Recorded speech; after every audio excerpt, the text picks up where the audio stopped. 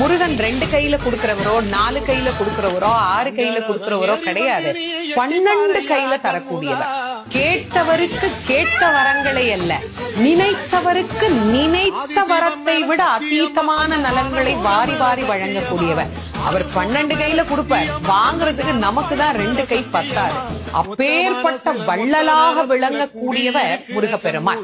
அவர் வள்ளல்னா பக்கத்துல இருக்கிற அம்மா சும்மா கிடையாது, அவள் வள்ளி. இவர் 1 கொடுத்தா அந்த அம்மா 2 கொடுங்கன்னு வாழலாம். அப்படி கணவனும் மனைவியும் போட்டி போட்டுக்கிட்டு நமக்கு கொடுக்க தயாரா இருக்கிறாங்க. வாங்குவதற்கு நாம் என்ன செய்ய வேண்டும்? அவரை நினைக்கணும். எப்படி நினைக்கணும்? அரை நிமிஷமாவது நினைக்கணும். அரை நிமிஷம் எப்படி நினைக்கணும்? எனக்கு கொடுப்பாரு, எனக்கு கொடுப்பாரு, எனக்கு கொடுப்பாருன்னு நினைக்க கூடாது.